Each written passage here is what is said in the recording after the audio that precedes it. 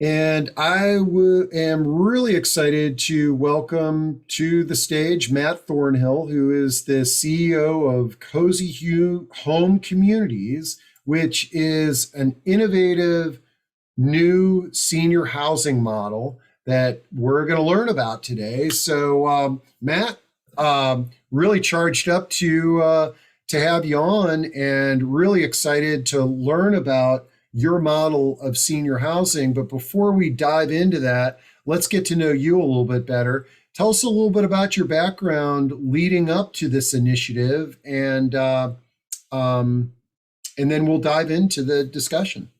Sure. Well, listen, thanks for having me. I'm looking forward to it. I'm glad to see that we've attracted a crowd today, so that's good. I actually am not a senior living expert.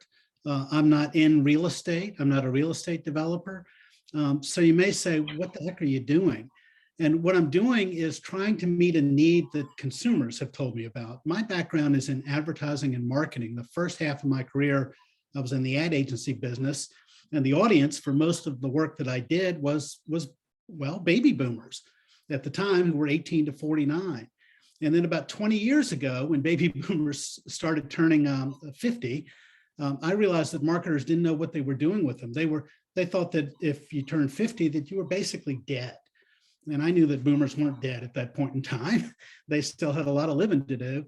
So I started a consulting practice to help marketers understand older boomers, 50 and older. And we ended up working with Walmart and Google and AARP. And actually, Hershey's called us up once and said, "Hey, Matt, we think people over 50 still eat chocolate. Can you help us with that?" Yeah. So we ended up doing this consulting practice. And one of the audiences we ended up consulting with, or sectors, was the senior housing and senior living space, who said to me, "Matt, help me understand how boomers are going to come live in senior living." And my short answer was, they're not. They're not interested in your product.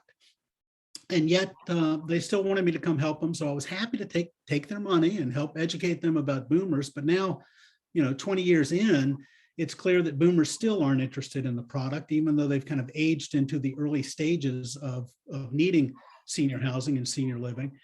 And I just saw an opportunity in the marketplace that just wasn't being met. There's this huge middle market out there that senior housing doesn't have product for. They've got plenty of product for the wealthy end of the sector, and they've got product that the government helps support down at the lower end, the Medicaid products. But there's nobody building middle market product housing, and those who are doing it are not doing a very good job. And as I talked to my friends, as I did research among consumers, and specifically talked to boomers, that helped me form this idea for the Cozy Home community. So I gave up my consulting career and said, let's do an encore career. So at age 60, 2 years ago, I launched Cozy Home Community. I love it. Oh, this is great, and I'm excited to dive into this and see and learn more about it. I intentionally didn't have you preview the presentation because I like to be surprised when I jump into these as well. But one of the things for the audience there before I jump off the stage is, number one, you can engage and ask questions. So as they come up, feel free to type them in and we'll get to them all. The other thing that I want you all to think about is to sort of be inspired by this story that Matt's telling. You may not be in the senior housing segment. You may not be in a location where you could move to one of Matt's communities, but I want you to sort of use this discussion as thinking about how can I reinvent myself? How can we reinvent this landscape that we call aging services or elder care or what have you, and use this as inspiration. So I know you all do that already, but I always like to throw a reminder in there because sometimes I after all these discussions, I get like, I don't get it. I'm in home care. I don't need any of this senior housing. I'm aging in place, but there's things that we can borrow from everybody. Okay, so Matt, I'm gonna turn the stage over to you and duck behind the curtain here. Just yell for help if you need it, and folks, just we'll get to all your questions and comments. So throw them in there. Well, I actually want to start with two things before I switch over to my slides. And the first is you mentioned, ironically, Steve, that tomorrow's session is Peter Thompson of the Belvedere Center in Charlottesville. And I know Peter, and in fact, 10 plus years ago, he hired my firm to help him understand what boomers are going to want in a senior center. So he's got a terrific product. And those of you who want to tune in tomorrow to listen to him, he's got a great story to tell. Well, and you know, I'm glad you brought that up because I agree. Like Peter's story and the story of that senior center is an interesting one because it combines government and private and nonprofit, but also it really illustrates, as you'd mentioned, you worked with him over 10 years ago.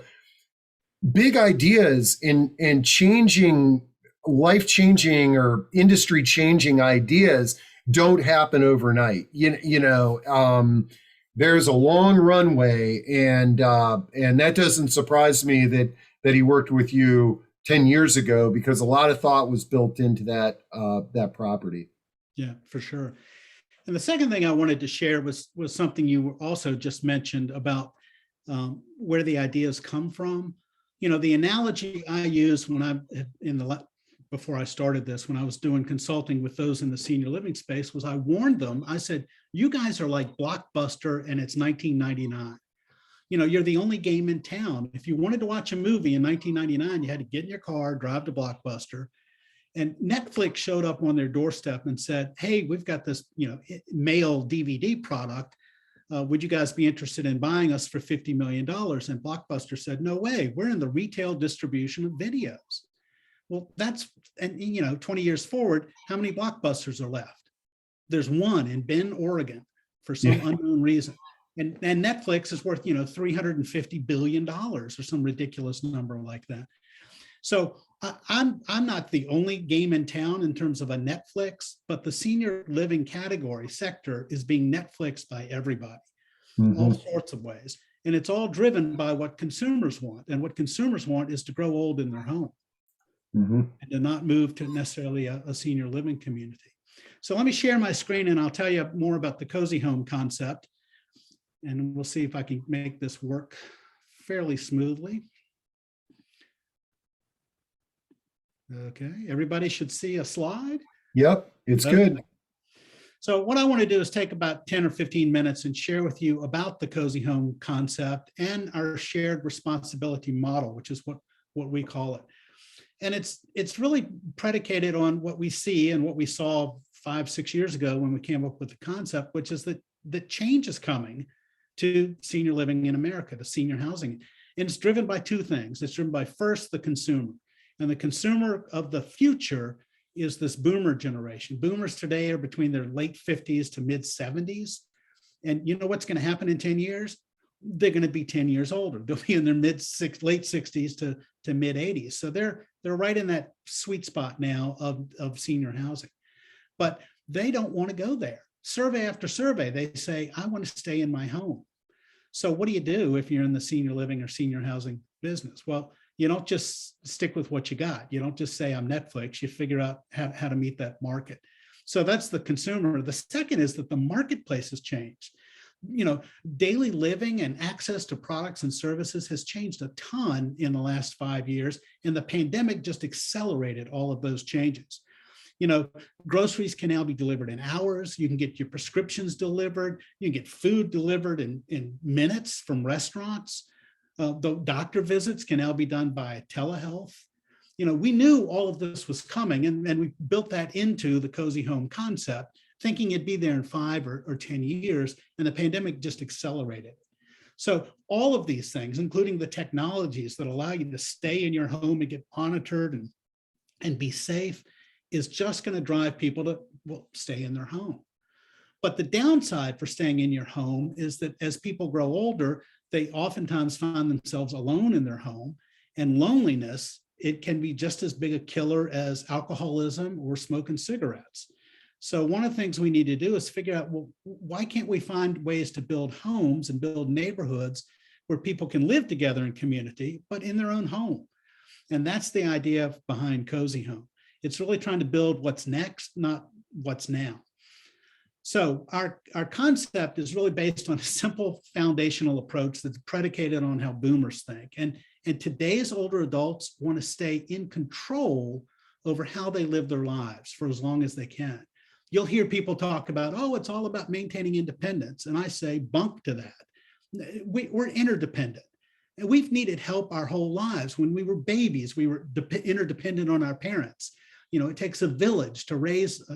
So when you get to be an older adult, you don't necessarily just want to go live independent from all other humans. You want to live where you can be in control over your life.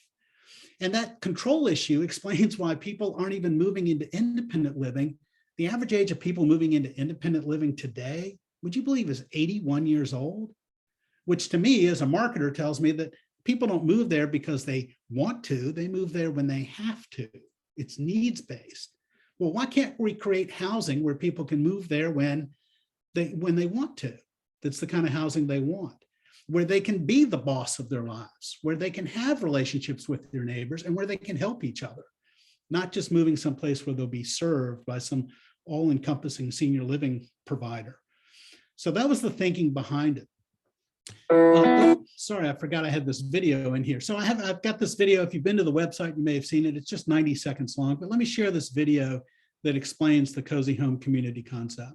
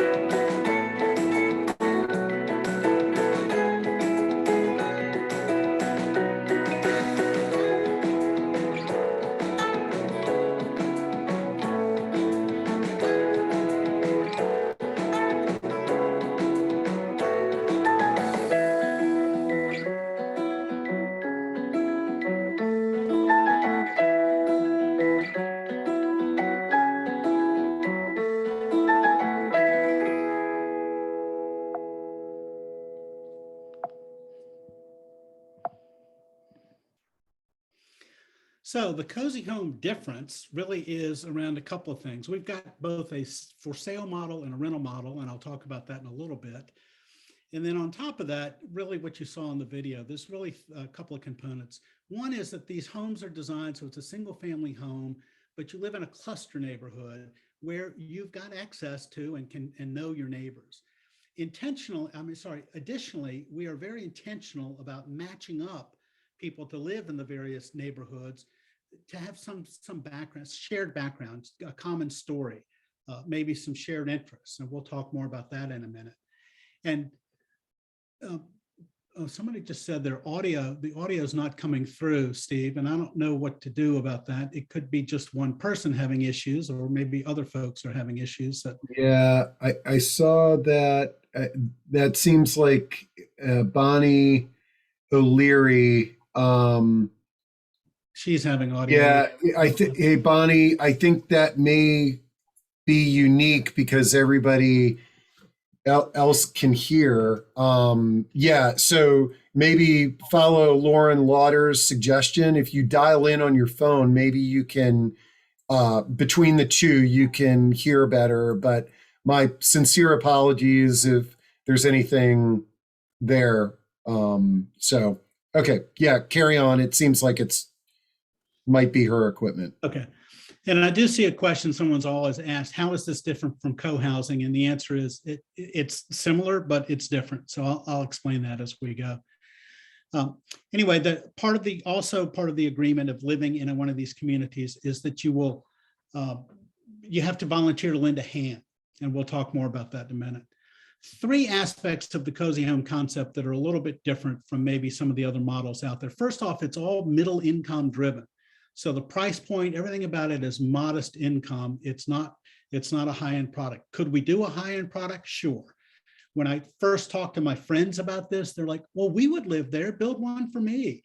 And I said, I'm not building $400,000 houses. I'm building houses that are probably under $300,000, maybe $250 if we can. And the rents are not going to be $3,500. They're going to be $1,700, $2,000. So make it affordable.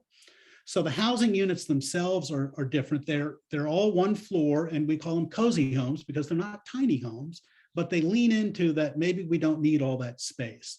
They're 1,200 to 1,400 square foot, 2 bedrooms, 2 bathroom homes. We have different configurations, as well as we'll have larger or smaller units as it depends. And maybe we'll even create duplexes, but right now they're single family homes. The second thing is that our residents are not called residents, they're citizens.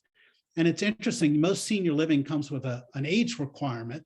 We're not even going to have an age requirement. We're designed for seniors, everything about it, the programming, everything is for seniors, but you don't have to be a senior to live there. And part of that is because this whole idea that age is an affinity, if you get to 65, you want to live with a bunch of 65-year-olds, age is not an affinity. So developing age-based senior living alone doesn't really create community.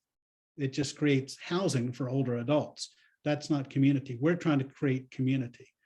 And from an operations standpoint, we have this shared responsibility model. Anyone in senior living today will tell you, yeah, today's seniors are more than capable of running the show. In fact, they'll tell you how to run the show. Well, why aren't we letting them run the show? In fact, couldn't they run the show themselves? And the answer is, yeah, at least that's our concept. So the homes themselves, let me talk about them. As I said, the base model is this 2-bedroom, 2-bath. This particular model is called a clear story, C-L-E-R-E, clear story, where it has the roof lines that go like this, and that allows for extra light in and allows for taller ceilings and a much larger open space on the inside. Our partner for the initial projects is a company down in North Carolina called Deltec Homes, and they used what's called a panelized construction model. They build all the component parts in the factory and then ship it to site, and then it's assembled on site. But the walls are done, everything is kind of pre-done. It's almost like Legos putting it together. But we have other models because we're going to use partners across the country who build. We've got a project in Minnesota where we're partnering with a company called Wisconsin Homes, just across the Mississippi River in Wisconsin. And they've got various models that we're using, but they're all about the same, the 2-bedroom, 2-bath. They come in different configurations. It can be a master bedroom and a spare, or it can be 2 masters for a roommate situation. And the idea is to put 8 of these homes into a cluster neighborhood or a pocket neighborhood. We call them colonies, to use the cozy home nomenclature. The colonies can have different configurations, but the idea is that the 8 homes are centered around a common space that has common amenities, like a common house, we call it. The common house in the middle can be configured however the residents want it, however the citizens want it. In this particular one, it's got some open space for gathering.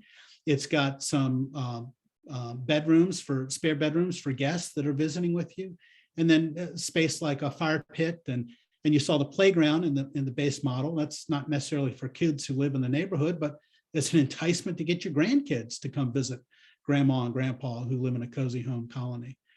And then you take that 8-home colony and you put 3, 5, 6, 10 of them together, and you've got a cozy home community.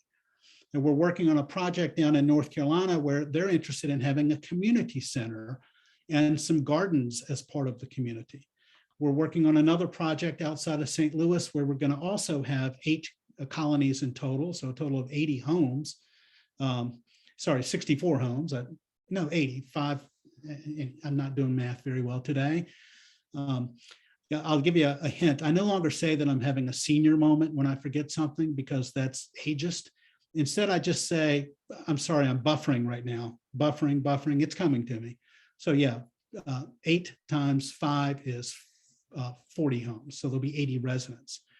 Anyway, in this particular model, they've got a community center, and they've got covered parking for the community center, and it's actually got solar panels designed to be on top of that. We've got raised gardens in this particular community. So we're thinking about how people want to live in these communities. And by having the 8 homes together, we're just by proximity creating opportunities for them to connect to each other. And then we're going further than that. We're going further than that by trying to make it easy and more natural for them to form lasting bonds by aligning people where they feel they should belong. Because connections form affinity, and affinity forms connections. And age, as we said, is not an affinity. So how do we do that? Well, what we're looking at is again, we call them citizens, not residents. And by making them citizens, that comes with a sense of allegiance, some rights, some privileges, and some duties, some responsibilities. That's why we have the volunteer requirement in there. You're coming to live literally in community. So how do we match them up? Well, our proprietary matching system is based on what colleges and universities use to help first-year dorm roommates. And the matching is not based on, what's your political persuasion. It's really based on some key aspects of how you live your day in and day out life. What time do you get up in the morning? When do you have lunch? When do you have dinner? How late do you stay up at night? Are you a loud music player? Are you a quiet book reader? All of those kinds of personality things is what we look at. And yes, we look at hobbies and interests. And we do all of this. I think somebody had already asked this. Yes, we have to follow federal law on housing, fair housing. We don't discriminate. And we don't actually make the decision of where you decide to live. You make the decision based on using the tool that we give them to see, essentially self-assess how you feel you'll fit in this particular colony. So it's not us dictating by any stretch. It's just being more enabling and intentional in finding things that draw people together. Human nature already is that birds of a feather flock together, to kind of mix a metaphor, but we do. People already move into senior living communities and then invite their friends to come live there. So we're already doing it. Let's just do a better job of being intentional about identifying the flocks that you might belong to. And this is especially true for singles who are looking for a place where they feel like they will belong. So that's the citizen aspect of it. The operations aspect is, as I said at the beginning, I'm not a real estate guy. I'm not a senior living operator, but I've partnered with a very talented real estate company, a purpose-driven real estate company out of Indianapolis called Avenue Development. And they're working with me on these projects to bring them to life because they know how to do all of the pre-development work, the construction work, and so forth. And what we're doing is creating two models, if you will, for the owner operator of it. We ultimately don't want to be the owner operator. We want to build it for someone else to own and operate. And we can do either rental or for sale. And in both cases, Avenue and Cozy Home will essentially build it for you, pay to get it built, fill it, get it to financial stabilization, and then turn it over to somebody who is an existing operator or a startup who will buy it and be our takeout partner, who will then own and operate it going forward. And we've got a financial setup that shows that it can perform and will perform.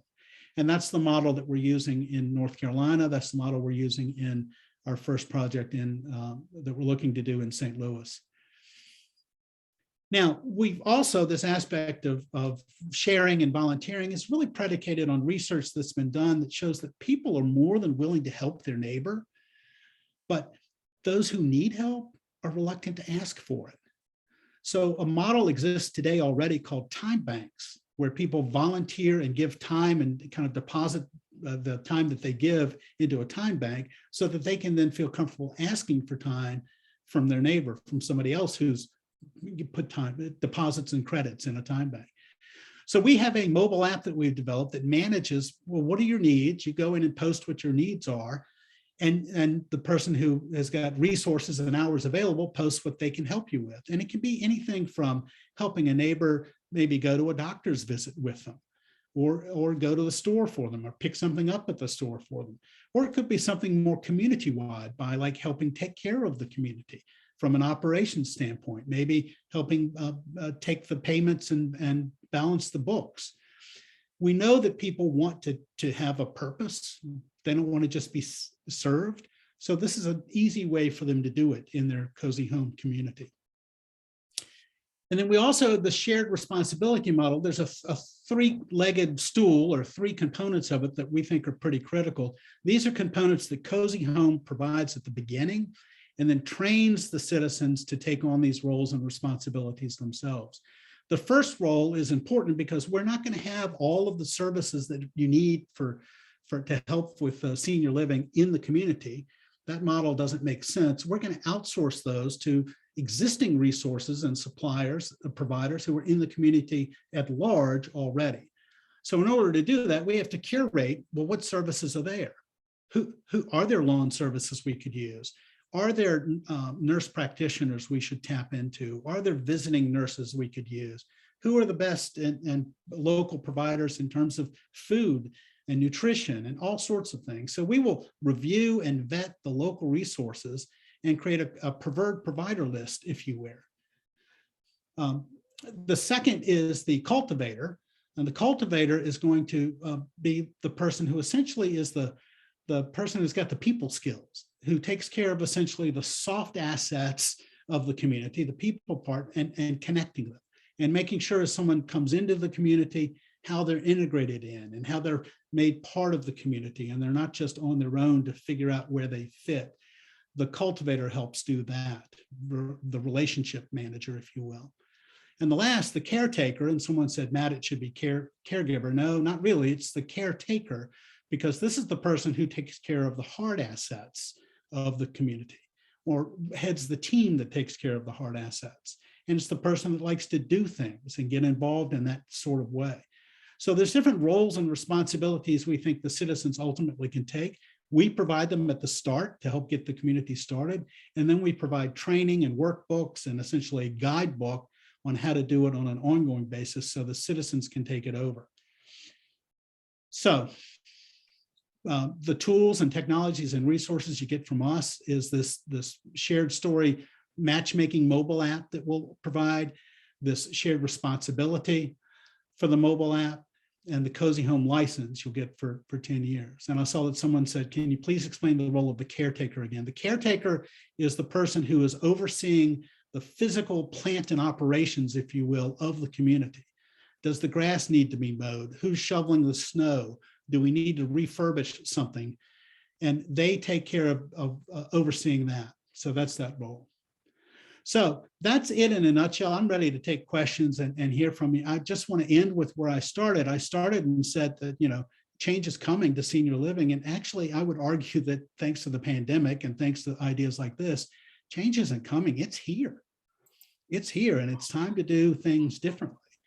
And that's what we're trying to do with the Cozy Home community.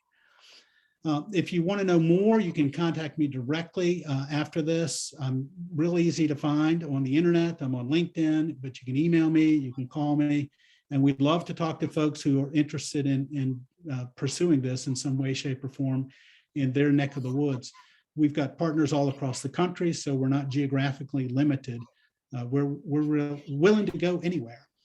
So I'm going to stop sharing, Steve, and turn it over to Q&A part and have no, this is great. Well, let's see. Let's dive here in with Cheryl Bartholomew, who says, is there any interfacing or collaboration with the city, the community at large? For example, do you form partnerships with businesses or organizations that offer fitness wellness services to encourage engagement, long-term learning, intergenerational volunteer opportunities?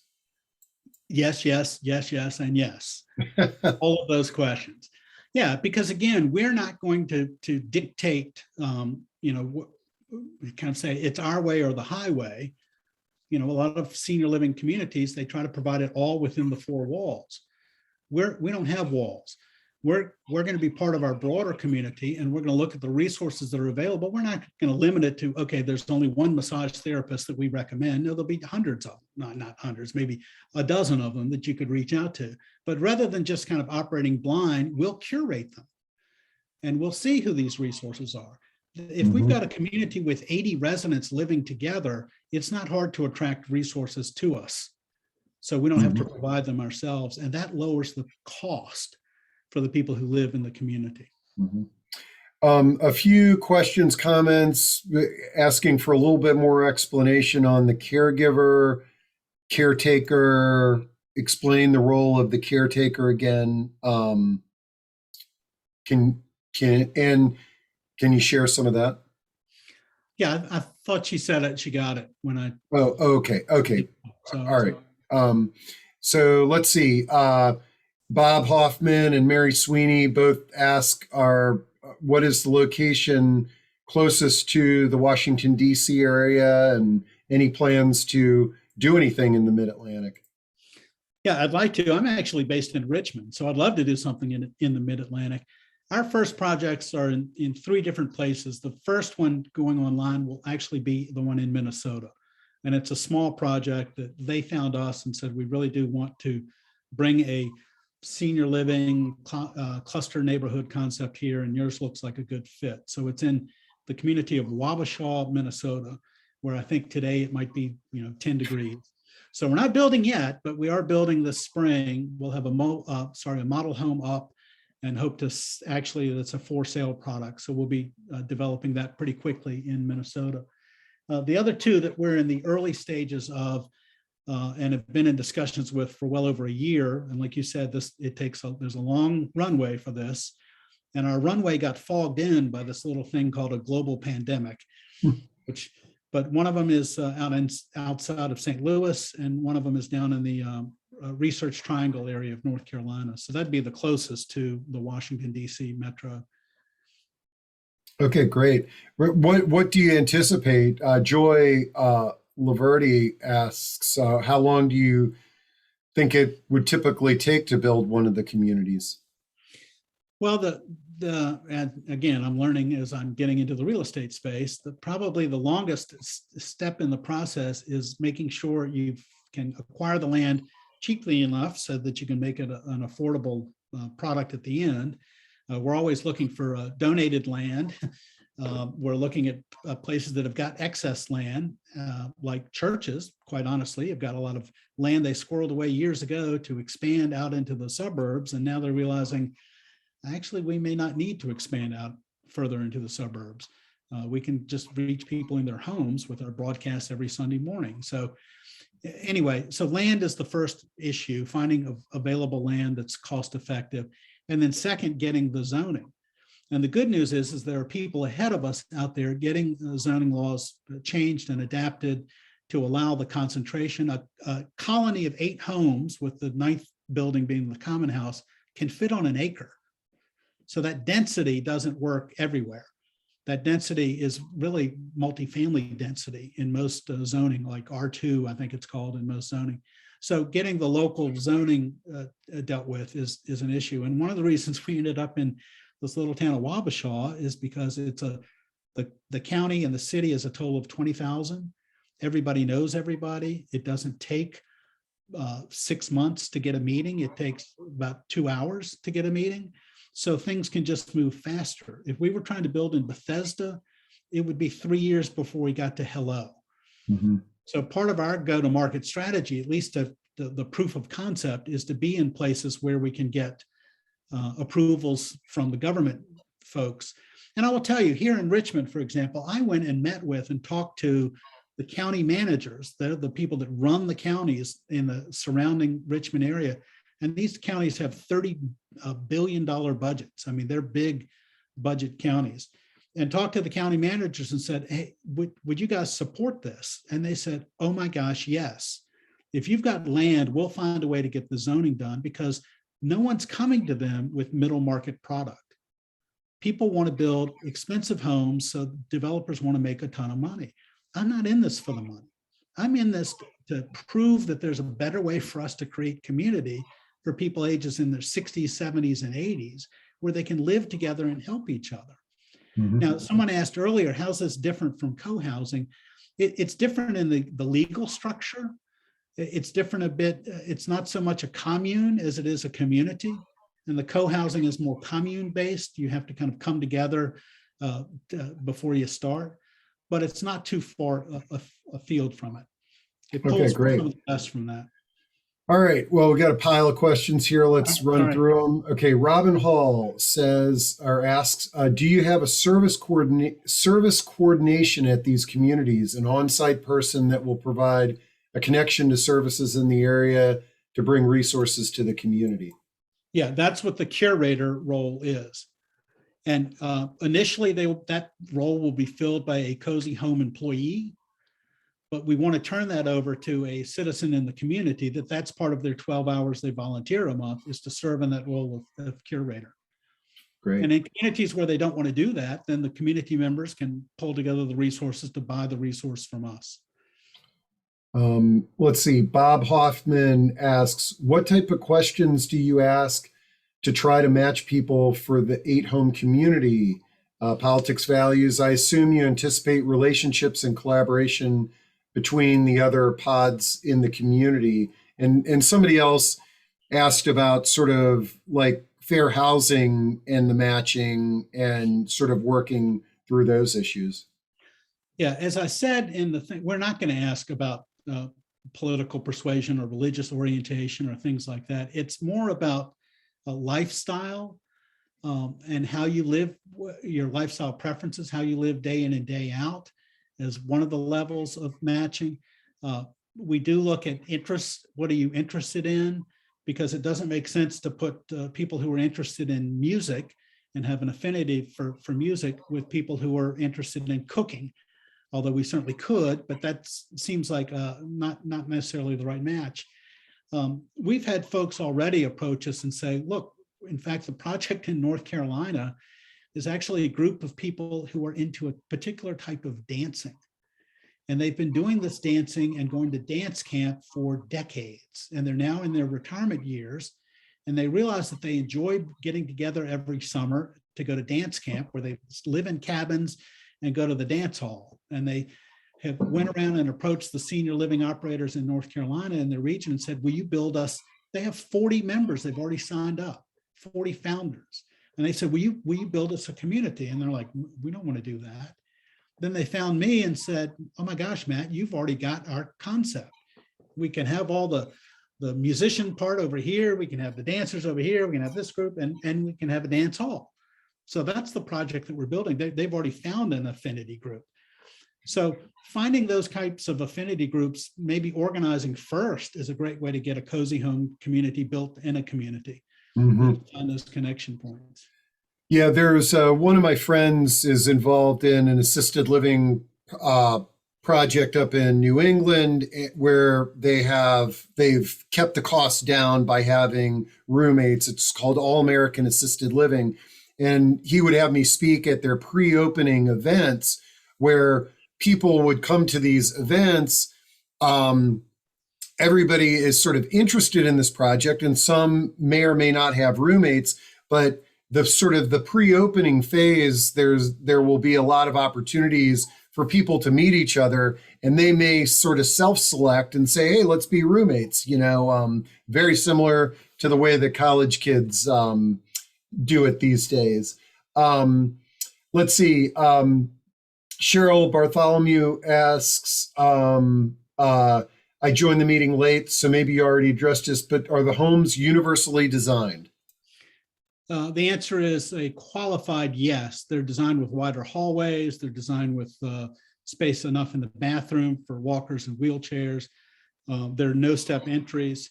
So we've got a lot. They've got lever handles for the doors. So we have a lot of that built in. Would it pass the 100% universal design? I don't know. But we're thinking about all those things as we're designing it for this older adult. Okay, resident. great. And let's see, Janet asks, does the 1 acre needed for the community include car traffic? Do you anticipate the citizens needing cars? The answer is depends on where they are. Yes, the 1 acre includes in our base model, it's a shared carport. Like in Minnesota, we're building garages. You can't have a carport. It's not, you need to have an insulated garage there. So, but in the future, I mean, one of the things we look at is with the world of Uber and Lyft and shared rides and the 12 hours a month kind of shared living, volunteer work, or volunteering to help each other, does everybody need two cars in every household? And the answer, probably not. The reality is I say to people when they talk to me about their cars, it's like, where's your car right now? And the answer is it's, sitting outside parked. And it's that way, 90% of the time. So does everybody need to have a car parked here 90% of the time? So we are looking at how, people are going to access transportation in the future and making sure that we address that.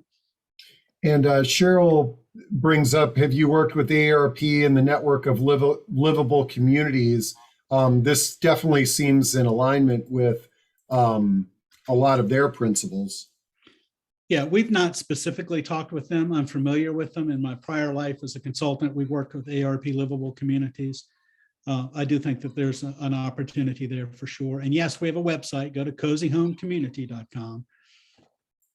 Yeah, I dropped that into chat there. And then Bonnie O'Leary, Bonnie, I'm sorry that you had difficulty with our acoustics, but you asked, what about acoustics? One in three seniors over 65 and 2 of 3 over 75 have hearing loss.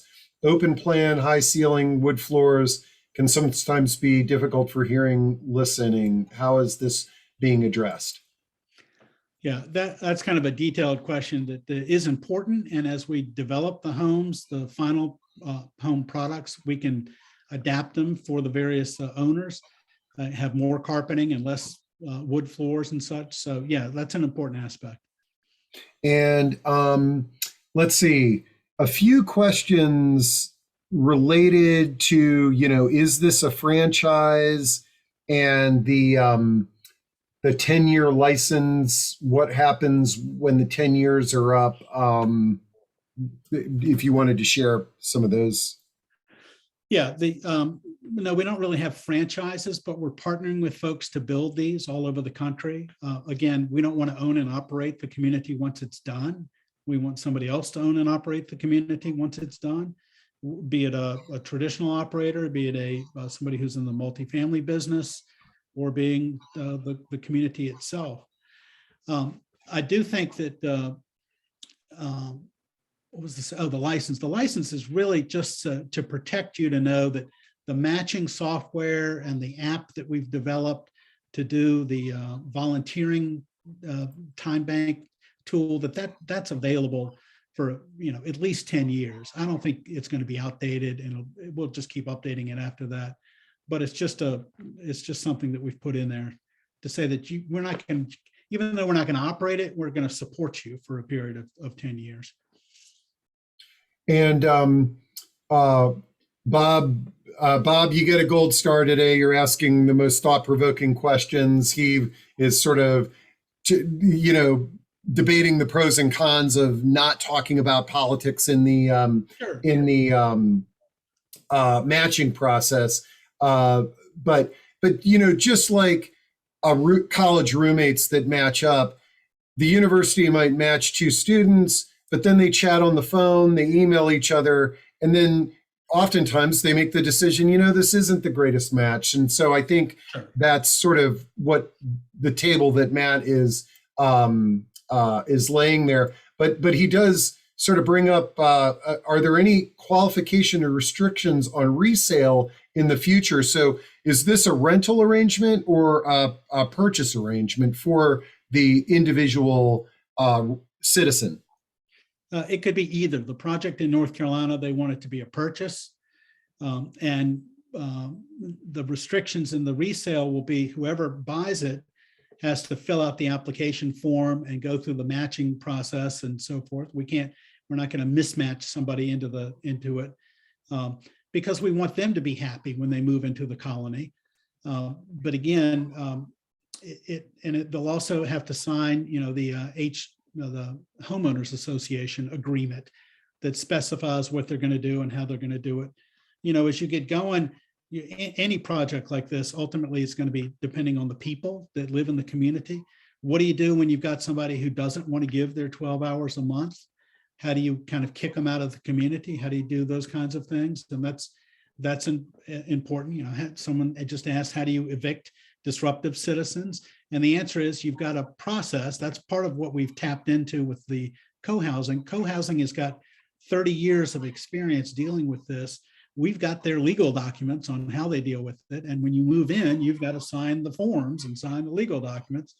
And if you misbehave, you can get kicked out. You do have to put your house up for sale, and so forth and so on. And yeah, Karen in the chat shared a co-housing project in Shepherdstown, West Virginia.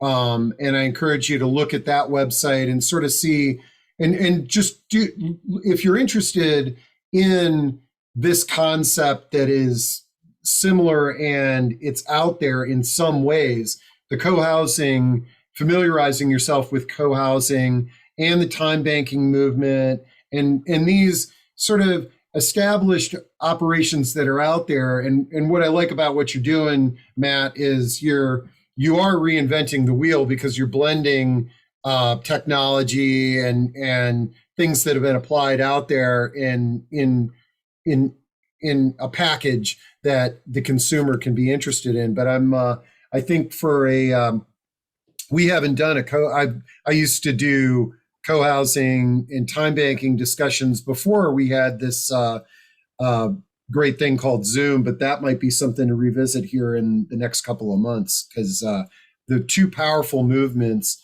that make a lot of sense. Let's see. Okay, I got through all the questions there.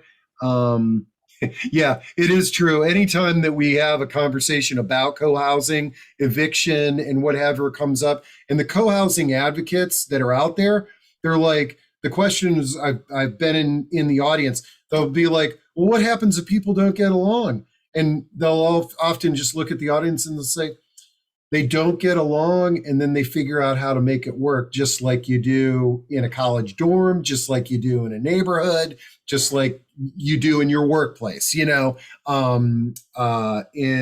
let's see. Well, I'll just add, Steve, I didn't really answer Bob's other question about, yes, we do need to understand politics, the little p. And how important is spirituality in your life is a question to ask. Not that we're judging whether you answer it's a lot or a little, but we'd rather put you with people that say it's a lot with others who say it's a lot versus putting you in a place where everyone else it's a lot and you're a little. So, Yep. The question is, how important is politics to us? Politics has become so important in the last, decade. And when we were younger, politics was just part of it. It didn't define people. Now it seems to define people. Yeah. So, yeah, we have to deal with that. But anyway. Yeah. And I didn't notice here that Thomas Batchko had his hand raised. Let's see. Sometimes people do that by accident. But Thomas, if you had something to add or ask, just turn your mic on. If not, just ignore the prompting there. Nefali says, I wonder about using the construct of colony for the community. Speaking of politics, just thinking about some of the negative connotations of colonialism in our country's story of colonization. The words and the language that we use are often interpreted differently by everyone. Yeah, and that when you're starting off something new, Matt, I mean, you got to be careful about the language and how people might interpret it. Yeah, I agree that that's something to be sensitive to. I don't think it's just our country was colonized by another country, by England and France. We haven't colonized any countries that I know of. Maybe we took over Hawaii, which we shouldn't have done. But anyway, so yes, there's potentially some negative connotations. Yeah, just food for thought. Okay, Thomas, I think you got your mic open now. Thomas Batchko. Okay. All right. Well, I am once again, this hour has just burned through. Whenever I bring this up, this is where more questions come in. And Bob Hoffman, again, you're working your gold star, mentioning the village movement, which is very popular in the DC area. And you could really see those that are involved in the village movement. you could see where members of a village could come together and create a community like this or partner with Matt and do that. That to me makes a lot of sense. And that would be exciting to see something like that happen and see villages branch out into from sort of an aging in place into a sort of a housing model. You never know. Um, let's see. Age Friendly DC has been advocating for accessory dwelling units. My feeling is something like this is essentially a co-housing model, uh, would be even better. Yeah, I mean, I tend to agree with you. I mean, I see the value of accessory dwelling, but there's still a sense of isolation in being in just one person's backyard, as opposed to part of a community like what Matt is working on. Well, I'll tell you, Steve, the two demographic numbers that have driven how we've come up with this concept. First one is that 53% of boomers, so we're talking more than 35 million people, have less than $100,000 saved for retirement. So you ask them in a survey, well, how are you going to live? And they go, well, I'll live off Social Security and Medicare. It's like, well, you're not going to get very far. Oh, and the equity in my home, they'll add. Well, not if you don't sell it. You know, you don't want to take out a reverse mortgage. I don't think it's not a great financial instrument. So sell your home, keep your money, come rent from us in a cozy home community where you can live with people that you want to be friends with, who will be your BFFs for this next stage of life. So that's the first one. The second demographic thing we're looking at is that 40% of boomers today, remember they're in their late 50s to mid 70s, 40% of them don't have a spouse or partner. That's up from 25% of the prior generation at this same stage of life. So that 40% means no second income today, no second Social Security check. A lot of them don't have kids. So who's going to take care of them?